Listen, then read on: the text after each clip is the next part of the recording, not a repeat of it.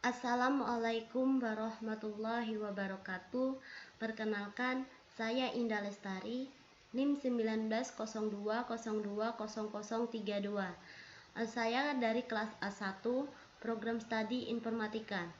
Baiklah, pada kesempatan ini saya akan menjelaskan mengenai materi sistem intelijensi buatan, artificial intelligence atau kecerdasan buatan.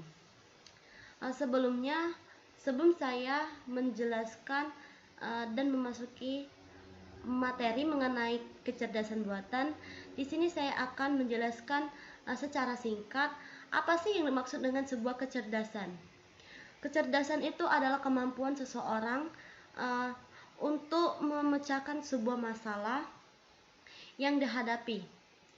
Atau kecerdasan buatan itu adalah pola pikir setiap individu atau setiap manusia itu untuk mendapatkan atau memecahkan suatu hal. Tentunya kecerdasan setiap individu itu berbeda. Antara individu satu dengan individu lain, itu kecerdasan yang dimiliki itu berbeda-beda. Maksudnya cara pikir atau pola pikir setiap individu miliki itu berbeda-beda. Jadi tidak bisa menyamakan antara kecerdasan yang satu dengan kecerdasan yang lain. Untuk selanjutnya kita masuk pada materi mengenai kecerdasan buatan. Pengenalan kecerdasan buatan.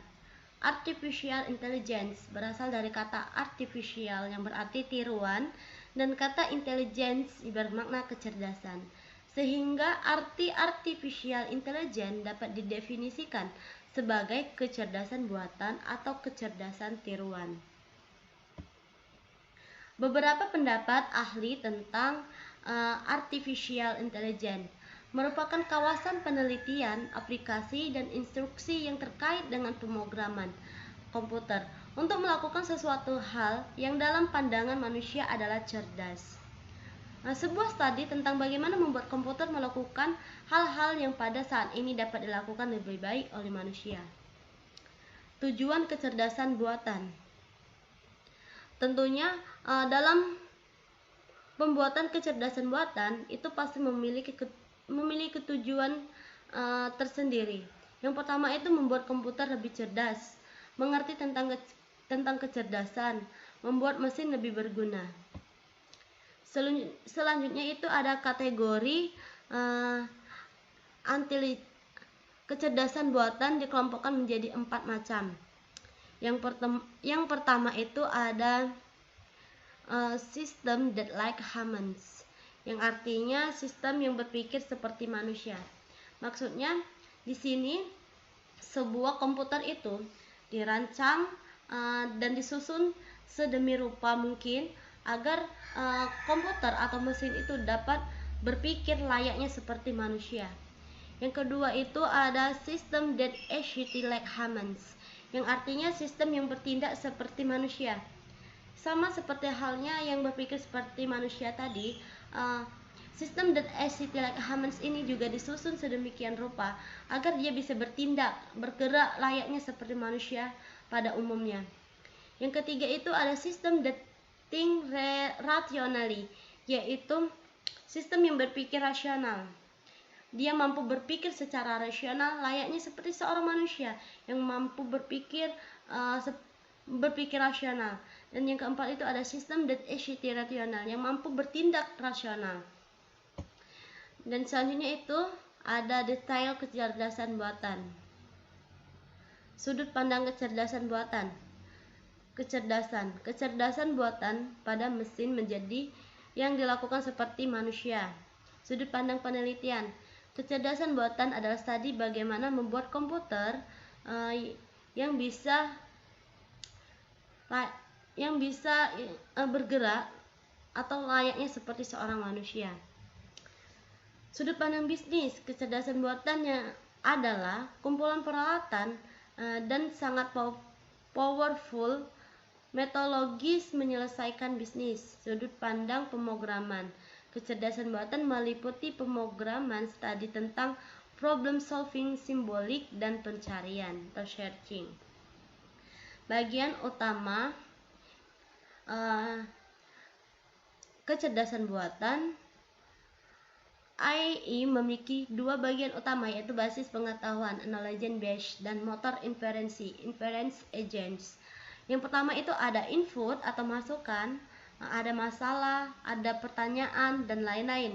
Nah, di dalamnya itu terdapat basis pengetahuan dan motor inferensi.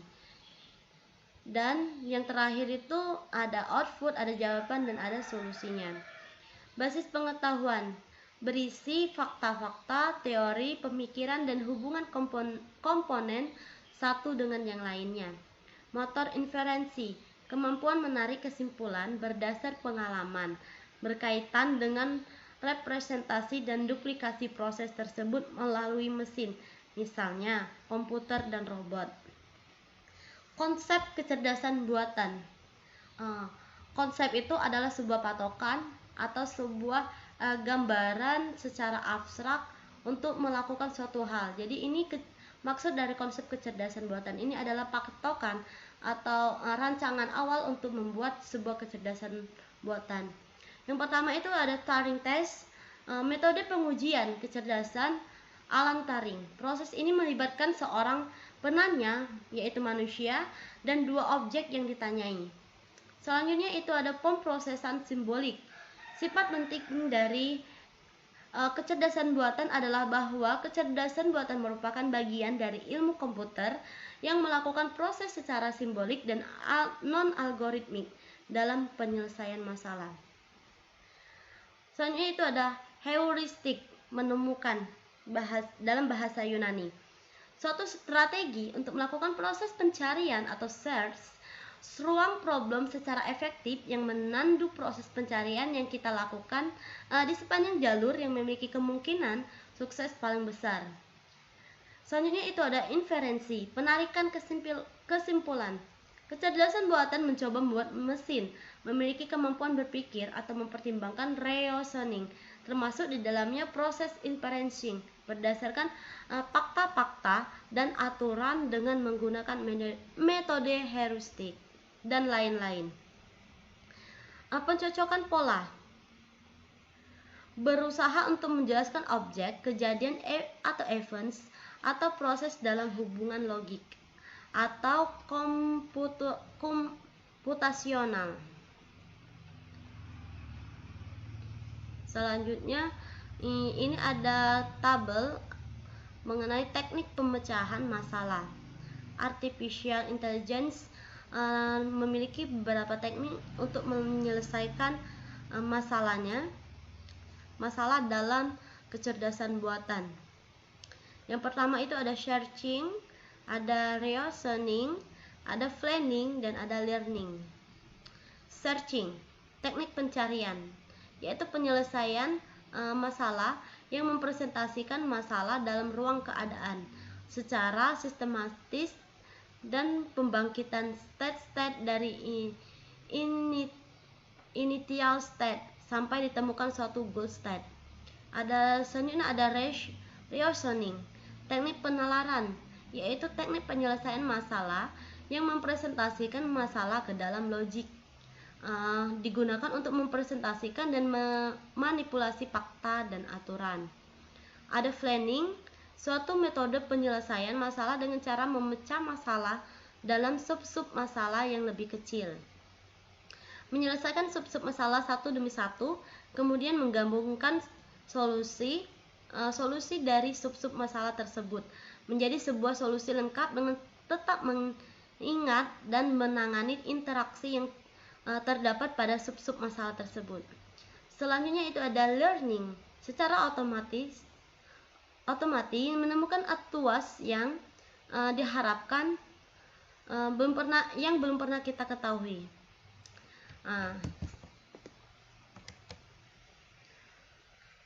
Hanya itu sebuah materi dari kecerdasan buatan.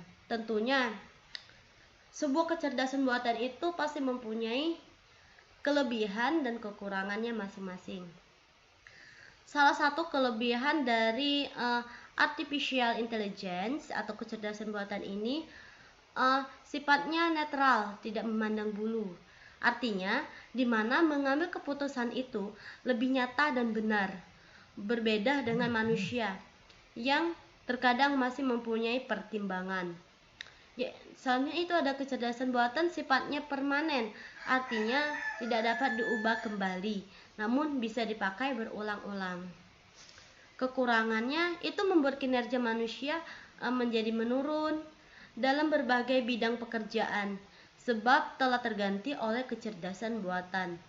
Kemampuan kecerdasan buatan terbatas, artinya sistem itu terbatas dapat melakukan hal tertentu, tidak dapat melakukan hal yang lebih seperti manusia. Di dalam kecerdasan buatan ini tentunya memiliki tujuan dalam kehidupan sehari-hari manusia. Dia lebih cenderung dapat membantu atau meringankan beban manusia. Banyak pertanyaan seperti ini, termasuk pertanyaan dari saya. Kenapa sih kecerdasan buatan itu di dalam mesin itu terkadang cara pikirnya itu lebih pintar dibandingkan manusia. Sedangkan kecerdasan buatan itu disusun atau dibuat oleh manusia. Nah, begini penjelasannya, kenapa kecerdasan buatan itu terkadang lebih pintar daripada manusia? Karena kecerdasan buatan itu telah disusun atau telah dibuat sedemikian mungkin, sedemikian rupa yang digabungkan oleh beberapa kecerdasan yang dimiliki oleh manusia. Jadi kecerdasan buatan itu tidak hanya menggunakan satu kecerdasan manusia, atau yang membuat atau merakit kecerdasan buatan itu tidak hanya satu orang, namun memerlukan beberapa individu agar kecerdasan buatan ini dapat dihasilkan dengan baik, dan kecerdasan buatan ini bisa digunakan dan dimanfaatkan dengan baik. Selanjutnya itu apa perbedaan antara kecerdasan manusia yang dimiliki manusia dengan kecerdasan buatan? Ada beberapa perbedaan antara kecerdasan buatan dan kecerdasan alami atau kecerdasan yang dimiliki oleh manusia. Kecerdasan buatan harus bekerja dengan input simbolik dan sangat terbatas. Ya tentu, karena dia merupakan buatan oleh manusia. Jadi saat dia melakukan hal, dia memerlukan sebuah input atau susunan yang telah dirakit sedemikian mungkin oleh manusia. Dan sedangkan kecerdasan alami atau kecerdasan yang dimiliki oleh manusia itu memungkinkan orang untuk menggunakan pengalaman secara langsung dan pemikiran manusia dapat digunakan secara luas. Maksudnya kecerdasan yang dimiliki oleh seseorang atau oleh manusia itu tidak terpaku pada satu tujuan. Misalnya dia cerdas dalam membuat sebuah konsep komputer atau rangkaian komputer, tetapi ketika dia melihat seseorang ahli dalam kesehatan, maka lama-kelamaan ketika dia melihat dan mempelajarinya, pasti dia bisa meniru atau juga bisa meniru kecerdasan yang dimiliki orang lain. Lain halnya dengan kecerdasan buatan ini. Kecerdasan buatan ini bisa digunakan atau bisa bergerak, itu telah disusun dan dia menggunakan susunan yang telah dibuat tadi. Tidak bisa misalnya robot pengantar makanan. Robot pengantar makanan ini maka dia disusun dan inputnya atau rangkaiannya itu sudah disusun rapi.